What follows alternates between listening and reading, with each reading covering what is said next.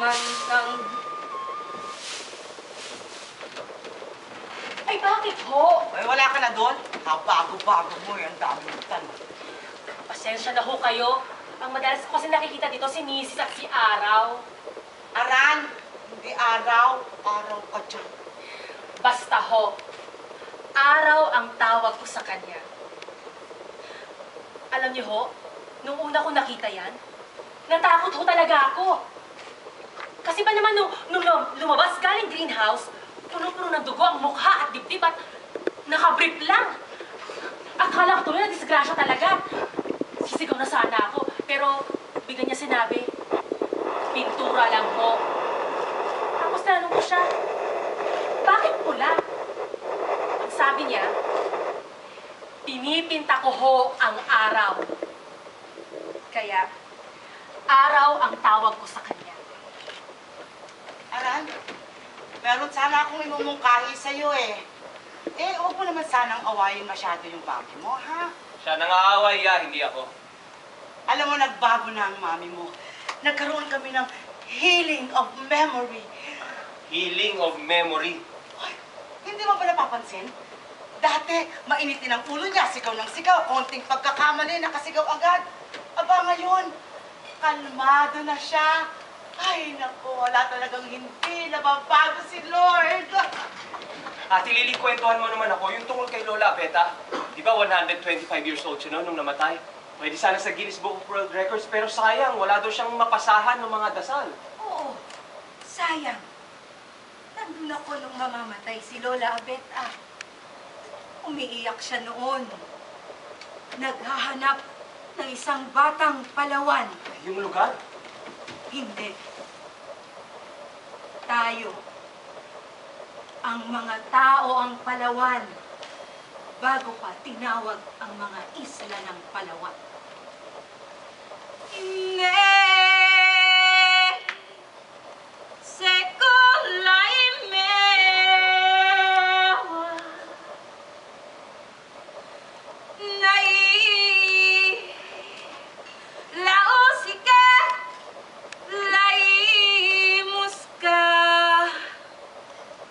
Bago namatay si Lola Beta, nagdaruhan. Inawit niya ang alamat ng pinagmulan. Nang tao raw ay nagmula sa araw, sa apoy. Noon ang araw ay iisang kaluluwa mula sa isang buhay na apoy. Mula sa isang buhay na kaluluwa ang ampu sa walang hanggang kalawakan.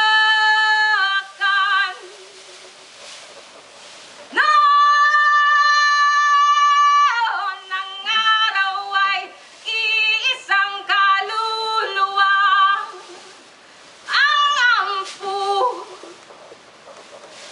mula sa isang buhay sumambulak sa kalawakan. Ang mga buhay na apoy. At naging tao.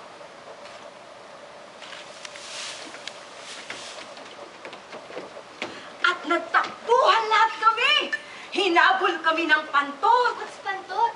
A pantot is an animal that when iskutots is mapantot. So it's a skunk. Yes, only in Palawan. We also have an animal full of tiniks. Porcupine. It lives in the mangroves in the Bakawan. Not only that, parrots of different colors. Tubi, alam mo ba yung tungkol sa gintong mantog? Ano yung gintong mandog, Daddy? Mga gintong, malalaking, alupihang ginto. May kikwento ko sa'yo. Isang beses, pumasok ako sa isang napakaliit na kuweba.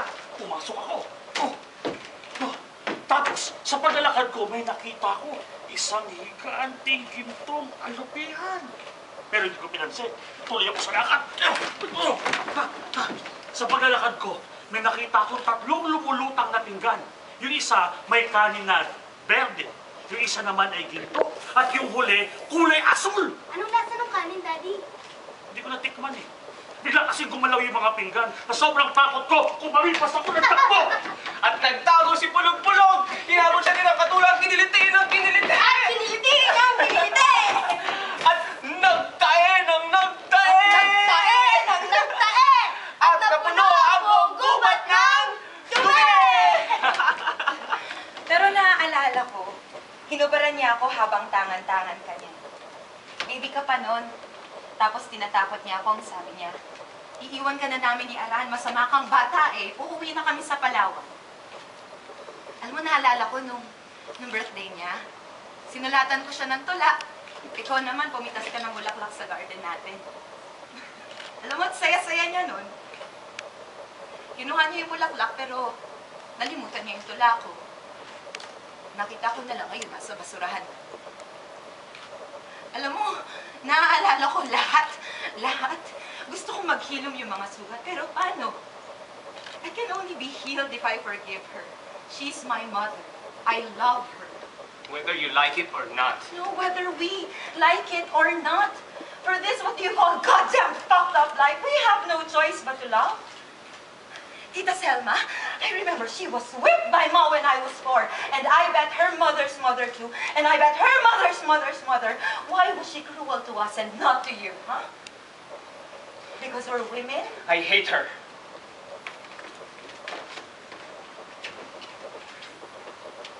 Masamang panaginip. Nasa gitna ako ng kawalan. Isang kawalang puting-puti.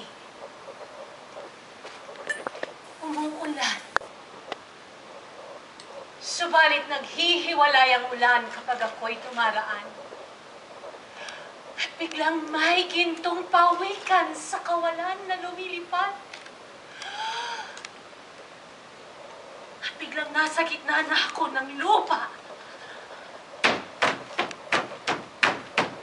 Tumatakbo. Pero puro lupa. Takbo! Takbo! Takbo! At tinasal ko ang parimanis. At ako ang naging pinakamagandang babae sa buong isla.